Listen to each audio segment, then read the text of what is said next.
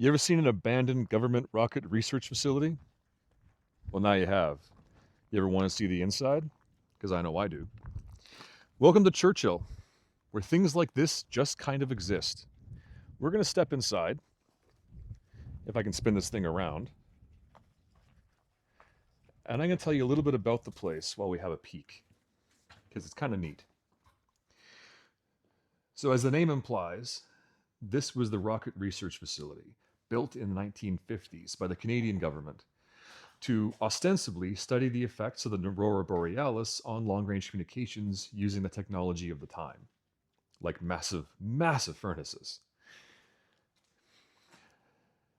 Now, it was open for a few years, it was shuttered, it was closed for a few more years, it was opened again, ostensibly to study the same thing.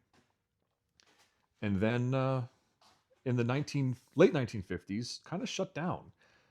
Now, we're not going to poke around too much down the tunnels because of the very real risk of polar bears in here.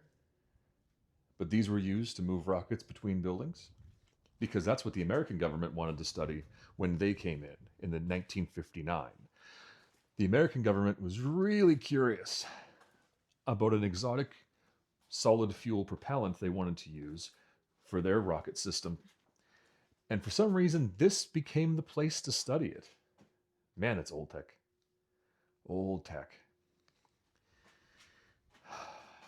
Due to its remoteness, its distance, this was the ideal place to keep a secret.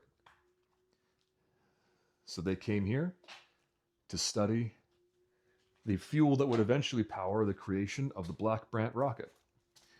The whole thing was shut down in 1970 something. Again, I guess when they declared the project finished.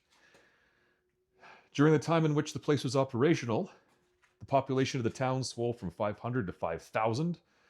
When it shut down and the government pulled out, the population collapsed back to about 500 and has recovered to around 850 today. Wow. So this is what you shoot a rocket with. Look at this.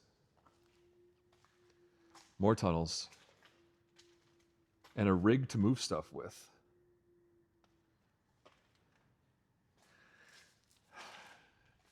Now it just sits here,